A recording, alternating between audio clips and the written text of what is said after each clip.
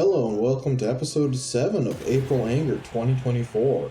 Looks like our first match is going to be Joker against Ness. 3, 2, 1, go! Alright, it looks like we're going to be on Battlefield for this match. Ness coming off to a strong start, hitting a lot of aerials early, getting Joker off stage, ends it with an up air instead of possibly a spike or pretty much any of his other moves could have done, well, could have killed Joker even. At least put him off stage and put him in a rough situation.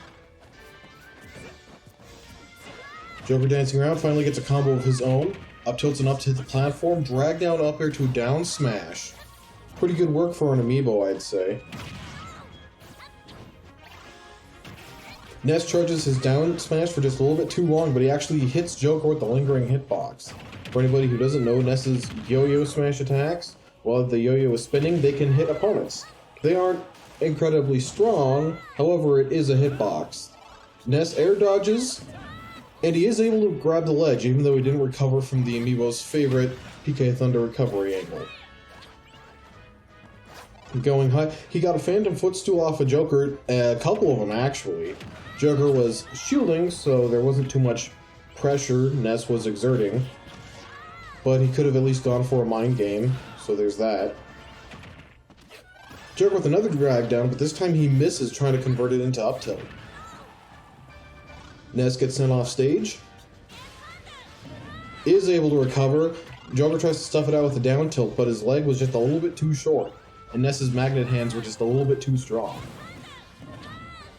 Ness does not have infinite range on his recovery. He's not able to make that back. Joker is starting off Ness's second stock with an Arsene, not a bad situation to be in for Joker. However, he's getting the Arsene literally beaten out of him as we speak. Forward smash is going to get Ness. Up air combos. And Ness lands safely. Ness gets his jump intercepted. He has to go for the PK Thunder recovery. He is able to grab the ledge. Ness with a PK Flyer at the side of the stage. He goes for a very quick reverse forward air. Most people would have gone for his forward smash because it would kill, instead of sending the opponent directly back on stage. Joker tried to counter Ness's recovery there, but Ness was moving too fast. He was out of the range of the hitbox by the time it came out. Ness with a great air dodge through that up air, actually. Joker gets a parry, puts Ness off stage. Ness is able to recover even though Joker tried to body block. You can throw something in the way of Ness's recovery and it shortens the distance he gets by just a little bit. And you can sacrifice your own body if you want. Sometimes that'll get you killed, but it is an option you can go for. Ness with a very aggressive spike on the top platform, gets a 50% combo out of it, 60%. He's doing great, already got Joker more percent than he started the stock with. Goes for a PK Flash, questionable. He was able to shield in time. Ness recovers at his favorite angle. He successfully gets the angle. Joker not getting to make much use of this Arsene. It's definitely his strongest trait, you know, becoming randomly stronger halfway through the match. I shouldn't say randomly, getting significantly stronger at semi-random points. There's so much that goes into it, it's really hard to predict and or manage accordingly. So you usually just accept it when you get it. Joker lands the counter that time. Ness is able to recover. He doesn't get his PK Thunder stuck on Joker or anything involving him. Great spike from Joker. Ness is not able to make that back. Ness needs to get a quick kill on Joker if he plans on staying in this tournament. Instead, he gets a footstool off of his shield, so that's something. Psychological damage is not nearly as useful as actual damage. Very low up air. Ness looking like he's trying to go for a drag down. That's not something Ness can usually go for. First of all, his up air is much better at killing than dragging down. And secondly, because of the way his recovery works, he's usually not going extremely low.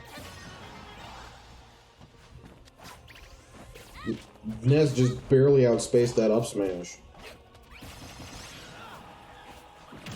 Joker air dodges in, gets grounded spiked into an up smash air dodge read.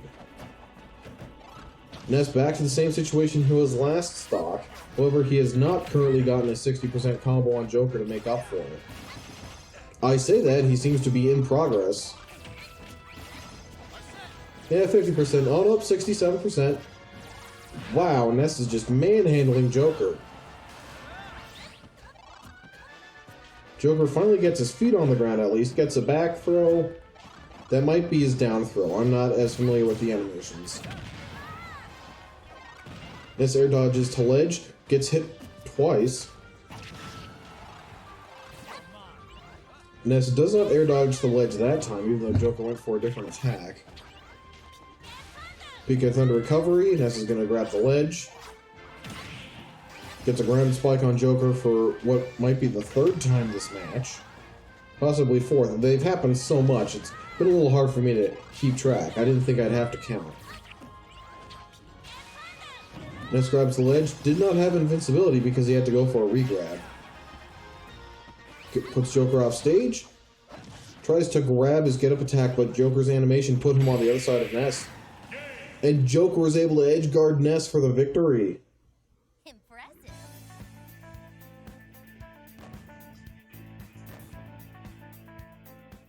And for this next match, we're going to have Ganondorf against Villager. 3,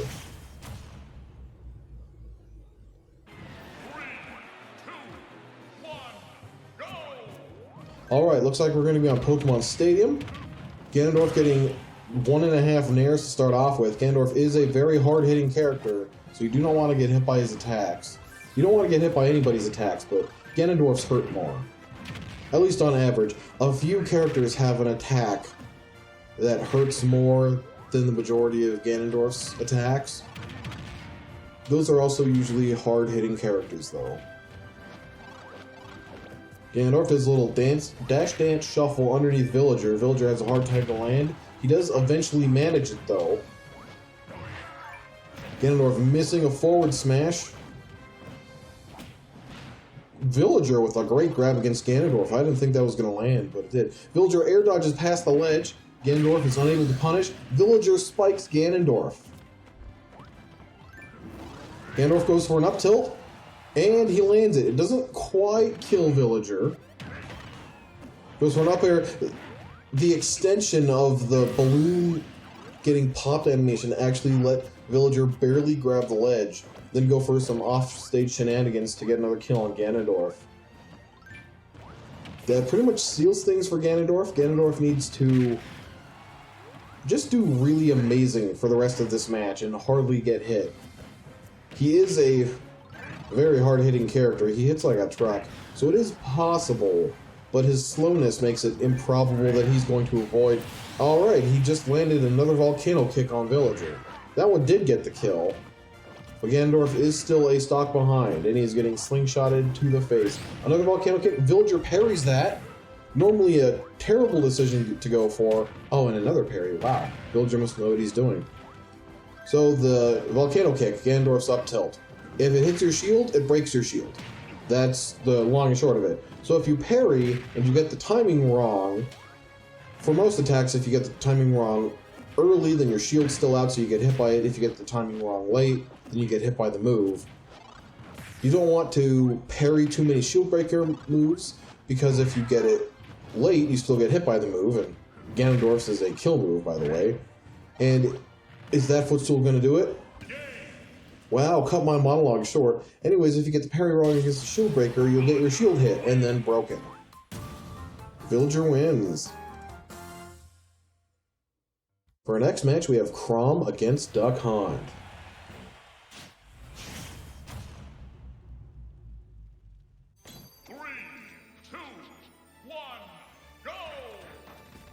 Alright, looks like we're going to be on Smashville. Duck Hunt gets a very early forward smash, and then goes off stage. He's able to make it back without hardly a scratch. Alright, he just got forward smashed. I guess that's proven wrong. Chrom doing a great job of just applying so much pressure to Duck Hunt. The amiibo don't crack under pressure, however, they do still behave like the normal characters do behave. And for example, this matchup, that means that Chrom is kind of good at rushing down Duck Hunt, and Duck Hunt's whole thing is putting you in awkward situations where you don't know what the right choice is. All of his projectiles are weird. They can be used to zone, but oftentimes if you're at a mid-range, the correct answer to proceed will just not be obvious, and then you'll get hit by a cowboy, a can, or a frisbee. Possibly not in that order.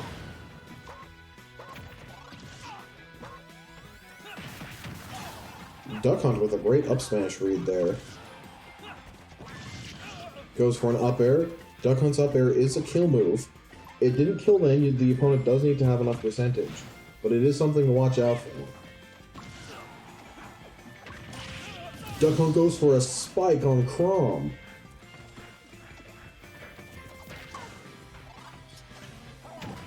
Chrom tries to charge up his neutral B. That's usually not going to work.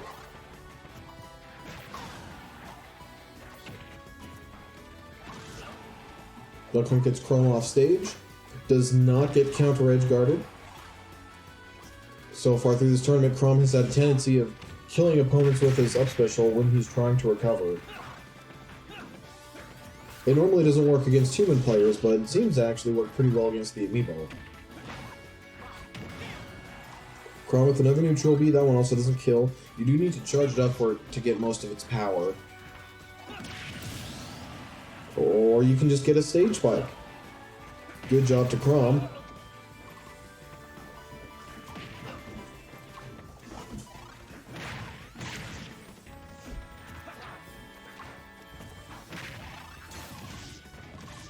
Alright, Duck Hunt starts heckling Chrom on the top platform with up airs. Chrom goes for recovery. Duck Hunt does not get accidental suicide killed. His jab actually sends up. Most jabs send out, although they do usually send at the diagonal angle, so they're not going to kill for a while. Duck Hunt just tried to shield that.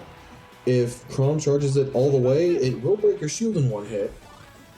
It also has enough knockback to normally be a one-hit KO as well, so you really, really don't want to shield it.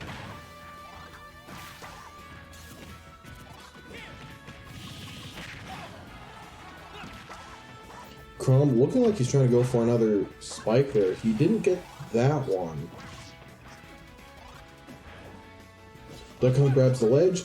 Chrom recovers, surprisingly not killing one of them.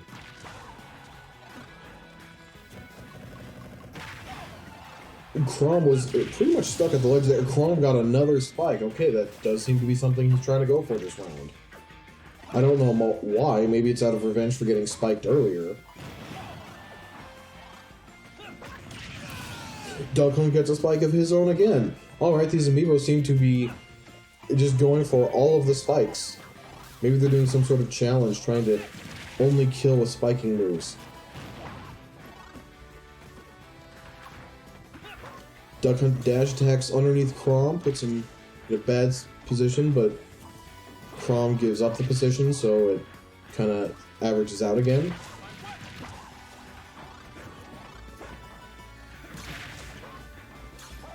Duck Hunt going very far off stage.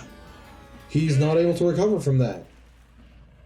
I don't know why he made that choice, but Chrom wins again.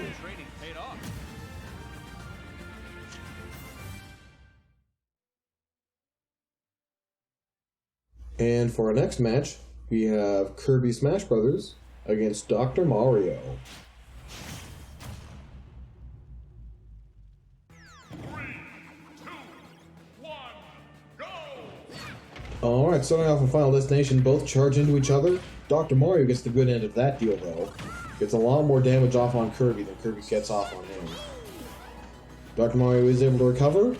Sometimes it can be very questionable with the amiibo, especially when they're playing any character who has a not great recovery. 2 spikes is not going to kill Dr. Mario. Surprisingly enough, I probably would have died in that situation. Not that I'm perfect, but... Kirby gently floats to the other side of the stage. His airspeed isn't the greatest, but Dr. Mario isn't super fast, so he probably couldn't have kept up or only kept up just barely. Up smash is going to get Kirby. All the Mario Brothers have a mean up smash you definitely need to watch out for. Dr. Mario just barely grabs the ledge. Gets set really low, and he's not able to make that one back. Both contestants have lost the stock. Dr. Mario goes for a raw down smash and then gets a spike. The Dr. Mario down air is a very mean and vicious spike. It hits hard, and it's a spike. Dr. Mario getting a couple of improv combos here. If they're true, they were probably at that percent dependent. Kirby finally launching back. He needs to do really well in R-Twin. He's a stock behind, and he's already at kill percent for a character like Dr. Mario.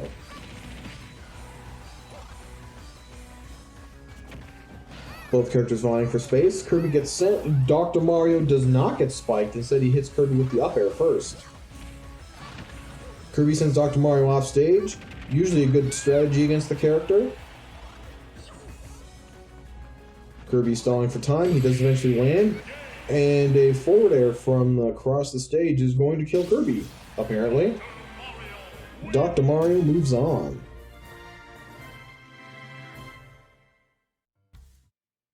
And for our next match, we have Zelda against Captain Falcon. 3, 2, 1, go! Alright, looks like we're going to be on Final Destination. Not so great for Captain Falcon, since Zelda has some pretty good zoning projectiles, and when there's no platforms, it's a lot easier to hit them.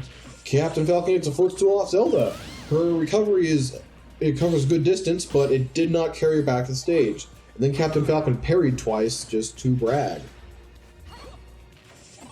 Goes for a spike. It probably wasn't going to hit. However, since he was recovering with his double jump, there really wasn't much risk to it. And there is a chance that it hits the opponent and at least does damage. And sometimes, even at lower percents, spikes can put opponents in situations they can't recover from. Zelda goes high, hits Captain Falcon with a falling explosion. Normally you wait until your opponent's above you, but Zelda seems to be pretty good at hitting moves when you wouldn't expect them to actually hit. Also, she's pretty good at usually hitting the sweet spots. Kind of the amiibo privilege, if you will. Captain Falcon gets sent off stage. Zelda launches him back on stage. Catches out Zelda. She's able to recover. Neutral get up and up tilt into explosion. Up air. Not a particularly true combo, but Captain Falcon doesn't seem to know anything to stop it. Going for a side B, Captain Falcon air dodged out of the way a little early actually. Zelda could have held the duration of the move to eventually hit Captain Falcon. Falling from the angel platform with a knee straight out of the gate. Pretty gutsy.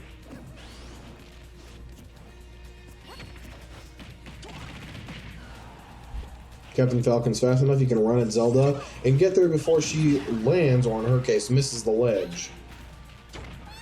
Zelda goes for an aerial side B. It no longer puts you into special fall, unlike past Smash Bros. Games. However, during the duration of the move, you are still pretty exposed.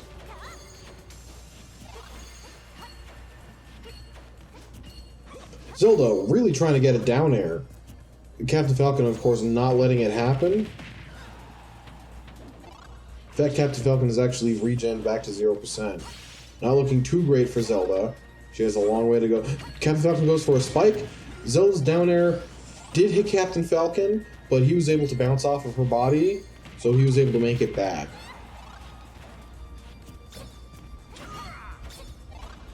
Zelda again orbiting just above Captain Falcon.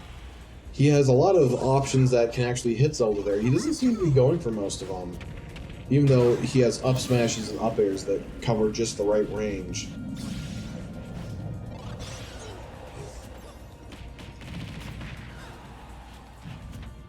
Zelda air dodges back on stage. Captain Falcon surprisingly doesn't punish it.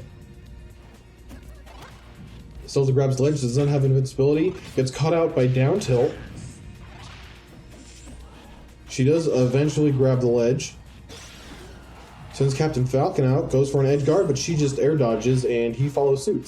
So they both just air dodge to the edge. Captain Falcon gets sent wide. Zelda does not properly punish.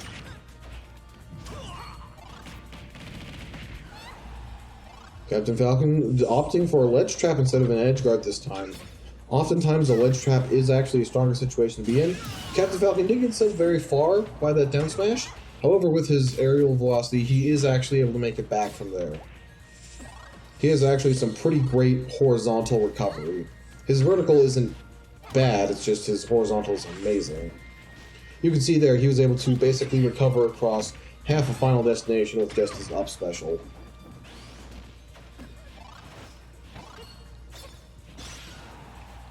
Off stage, Zelda goes for a spike to end it, doesn't get it. Roles are reversed. Captain Falcon is edge guarding or ledge trapping Zelda. These characters just keep sending each other off stage and then messing up the edge guard. Up smash, not quite going to kill yet. Captain Falcon going for a lot of down airs out of hit stun. I suppose if you go for enough of them, one of them is going to land. Goes for a down tilt, unable to 2-frame Zelda. I'm not even sure if that move hits down low enough during the 2-frame. Zelda drops down, Captain Falcon goes for a spike, gets another footstool kill. Zelda couldn't make it back the first time, and she can't make it back now.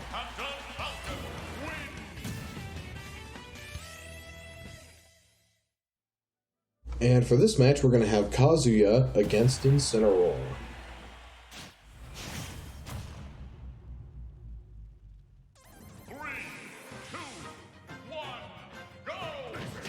Alright, we're on Kalos Pokemon Stadium. Kazuya coming out to a great start, mollywogging Incineroar, if that's even a term. Incineroar gets them both with the Suicide Up special. I guess that wasn't too bad of a play. He had already taken about 60% because Kazuya does so much damage. You can see there, Incineroar is already at 90%. That's a little much, I will say. Incineroar gets sent out. He's able to recover with his up special. Not going for a suicide this time. He can only do that so many times. Kazuya killing Incineroar with his up special. It doesn't look like it, but the wings actually have a hitbox. And the hitbox actually has a lot of knockback on it. Incineroar off stage, already at 60%. Not looking great for him. The platform saving him from Kazuya's follow-up. Whenever Kazuya lands an Electric Wind God Fist, there are a lot of just true follow-ups he can go for. Incineroar finally getting some hits. He needs to be getting a whole bunch of hits, though.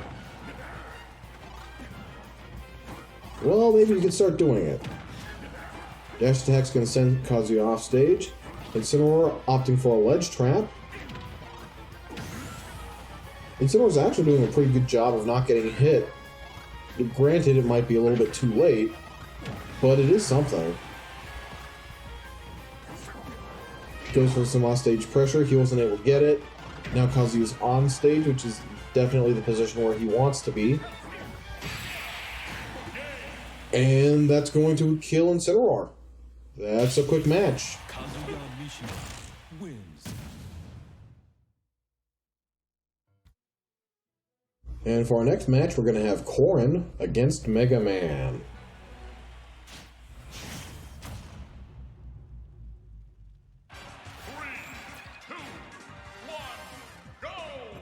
Alright, we're going to be at Pokemon Stadium. Corrin already getting a bunch of hard reads on Mega Man there. 48% to about 1% after the auto heal. Odds aren't looking great for Mega Man, I will say. Gets a parry though, able to get a forward smash, but Corrin was at such a low percentage she wasn't even knocked off her feet.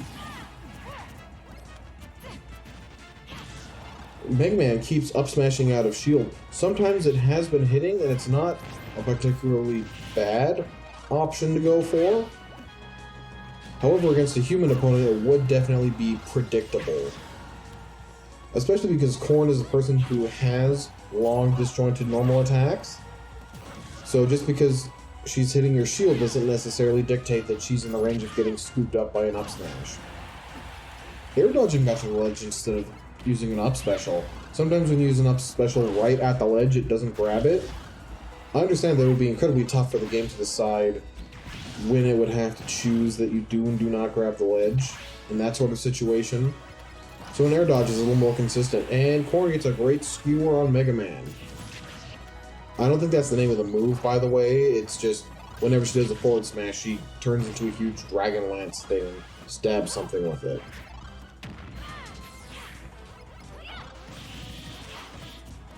Corrin is successfully down airing through the Mega Man up airs, the tornadoes.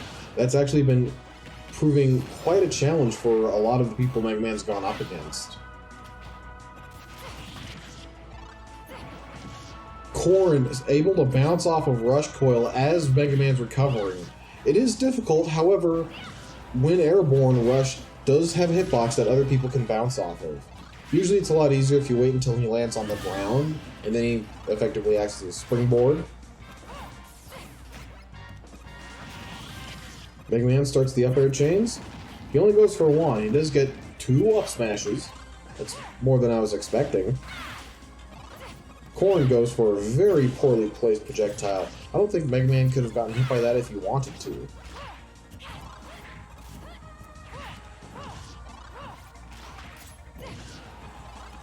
Corrin sends Mega Man off stage. Goes a little low trying to go after him. Mega Man tries to punch with a forward air though. He could have done it a lot safer if he went for a down air, especially because it's a spike. It probably would have killed. Mega Man successfully lands. Sometimes a great feat against certain characters. And he gets forward smashed. Not quite in the range to kill, but another one probably will with all the percentage he's built up in the time since he last got forward smashed.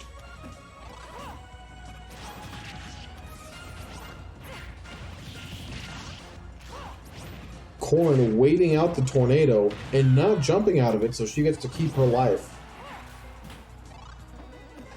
Air dodging to the ledge, a little risky. I don't know how the invincibility frames end up, but if you time it wrong, Mega Man could have definitely hit her with that forward smash. Up smash, not enough to kill Mega Man yet again. Having to go off stage. Both characters successfully grabbed the ledge and made it back to the... Oh, but the back air is going to kill Mega Man.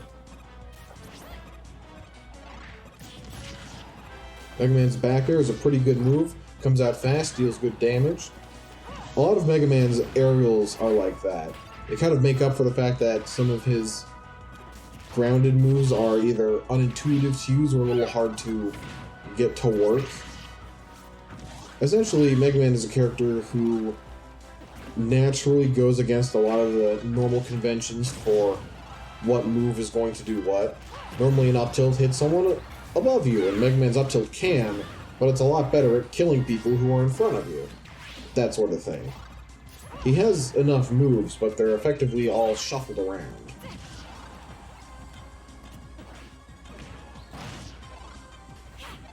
Corrin goes for a forward air. Mega Man actually air dodges through it. Good choice. He probably couldn't have made it back from as far as the forward air would have sent him.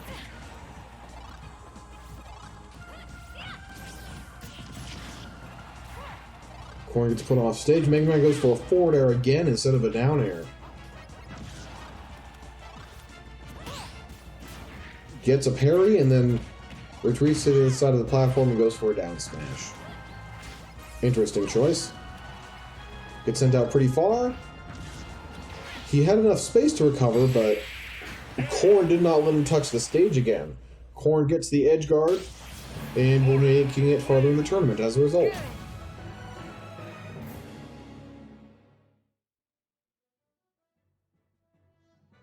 For this match, we have Inkling against Byleth. 3, 2, 1, Looks like we're going to be on Battlefield for this match. Inkling already starts out by getting some ink on Byleth. The ink, for anyone who doesn't know, means that whatever damage that character takes, they take additional damage. So usually it just means that if you ink your opponent, then the rest of your attacks deal damage. However, the extra damage is not exclusive to Inkling. In, for example, a team battle, you can ink up opponents and then your allies' moves will also do more damage. Pretty interesting characteristic.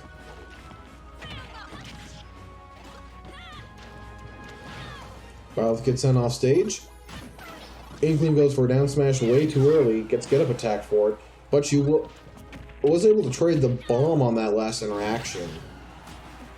Normally you don't want to get hit, but sometimes it can actually be favorable if you get to trade hits with the opponent. Byleth hitting 3 side Bs in a row, that's going to kill Inkling.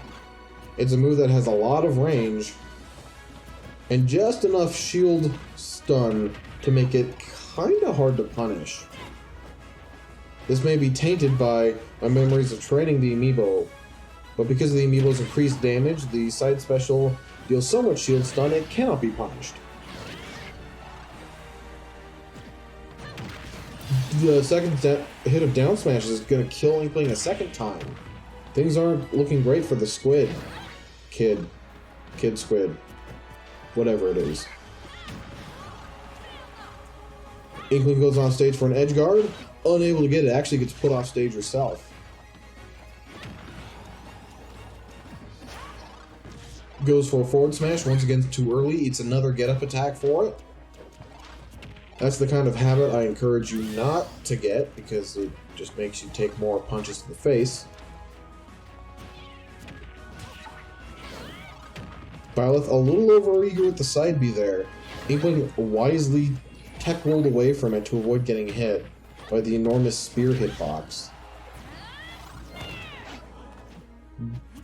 Byleth went for that down special way too early, but Inkling did not get up with a ledge attack.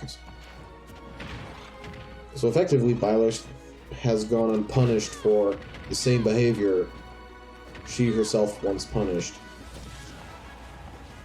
Inkling gets sent off stage, jumps out of the roller. A lot of people don't know that you get a free jump out of the roller even if you've already used your double jump. So effectively, it's kind of like having a third jump. Up special is able to grab the ledge. In the Splatoon games, the super jump actually does cover, like, effectively an enormous range of the battlefield. So it would be annoying if you couldn't actually recover with it well in this game. They did have to kind of balance out all of Inkling's moves, though, in that the moves are safe if you land them on a shield, or if you land to cancel them, but they have a lot of end lag to it. Low sweep of the side special is going to kill Inkling. Anyways, Inkling's aerials have a little bit more lag in the air than you'd think, so you don't get to throw out infinite without, hitting the bottom blast zone. Alright, that's it for this episode. I hope you enjoyed. Feel free to watch the other episodes in the series, both before and after. Until then, bye.